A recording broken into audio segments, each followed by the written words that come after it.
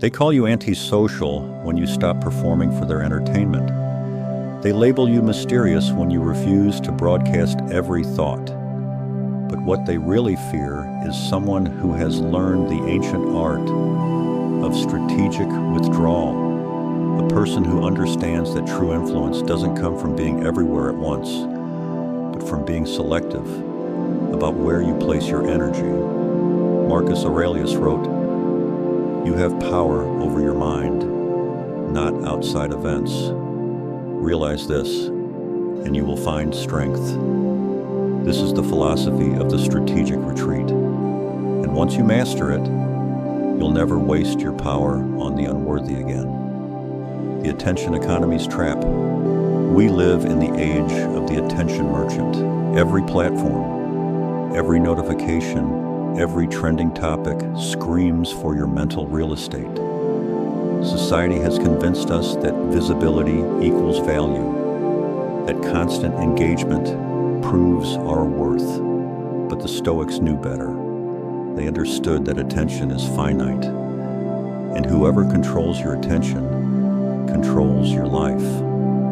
Look around. People are addicted to the dopamine hit of likes, shares, comments.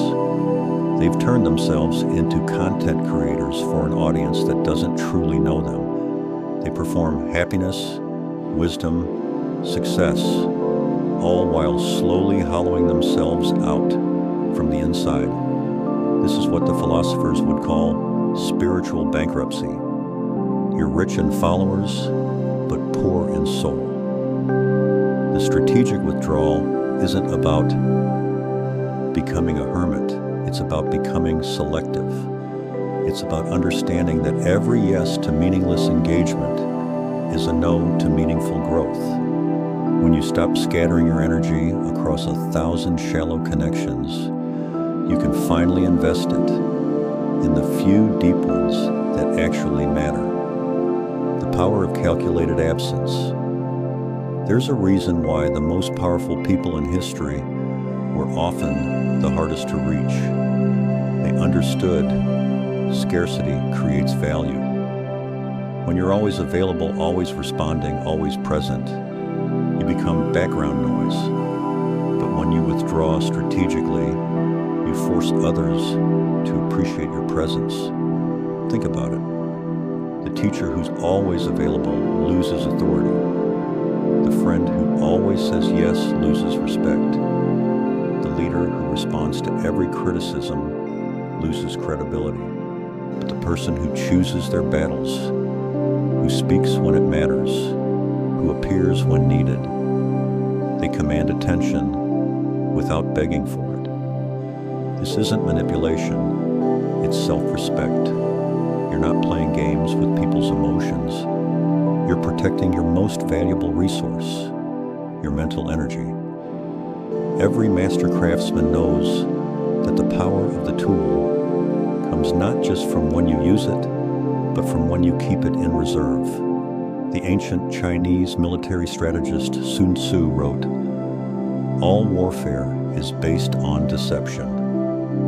But the greatest deception isn't about fooling your enemies.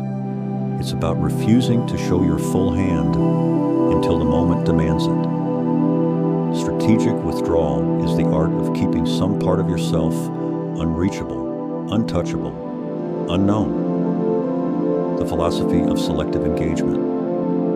Seneca, the Stoic philosopher, spent years advising emperors, but he also knew when to step back from power, when to retreat to his writings, when to focus inward rather than outward. He understood that influence isn't about being in every room. It's about being in the right room, at the right time, with the right message. This is selective engagement. Not hiding from the world, but engaging with it on your terms. It means saying no to the trivial so you can say yes to the essential.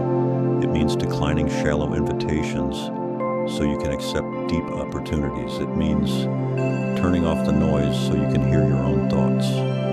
Most people are reactive. They respond to whatever demands their attention loudest. But the strategically withdrawn person is proactive. They choose their battles based on their values, not their impulses. They speak when their words can create change, not when they feel the urge to be heard. Building your fortress of solitude. How do you develop this power? It starts with creating sacred space, physical, mental, and temporal boundaries that the world cannot cross without your permission. This isn't isolation, it's cultivation. Set specific times when you're unreachable, not because you're avoiding responsibility, but because you're tending to your inner world. Read books that challenge you. Write thoughts that no one else will see. Sit in silence until you remember who you are beneath all the roles you play. The strategic withdrawal requires discipline. You'll feel the pull to check your phone, to respond immediately, to stay plugged in. Resist it. Each moment of resistance builds your capacity for independence. Each time you choose depth over distraction, you strengthen your inner core. Start small. Choose 1 hour each day where you engage only with yourself. No input, no output, just presence. Watch how this single hour begins to transform the other 23.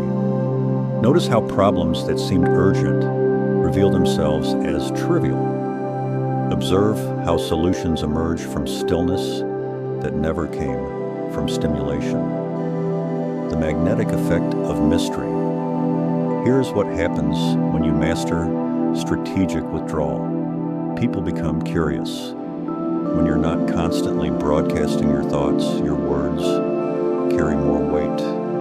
When you're not always available, your time becomes more valuable. When you're not performing for approval, your authentic self becomes magnetic. This isn't about playing hard to get. It's about actually being someone worth getting. It's about developing substance that doesn't need constant validation. It's about becoming so grounded in your own purpose that other people's opinions become interesting but irrelevant. The strategically withdrawn person doesn't need to announce their depth. It speaks for itself. They don't need to prove their worth. It's evident in their choices. They don't need to demand respect. It flows naturally from their self-possession. Living as the eye of the storm. In a world of chaos, be stillness. In a world of noise, be signal. In a world of reaction, be response. The strategic withdrawal isn't about removing yourself from life. It's about positioning yourself at its center, calm and aware, while everything else spins around you. You become like the eye of a hurricane, quiet, clear, powerful. People will seek your counsel because you're not caught up in the drama. They'll value your presence because you don't cheapen it with overexposure. They'll respect your words because you don't waste them on nonsense. This is your invitation to stop being everywhere and start being somewhere meaningful. To stop reacting to every stimulus and start responding to what truly matters. To stop performing for an audience that doesn't know you and start building a life that honors who you really are. The world doesn't need another person competing for attention. It needs someone who has learned to command it through strategic withdrawal. Someone who has discovered that the greatest power isn't in always being seen, but in choosing when to be visible.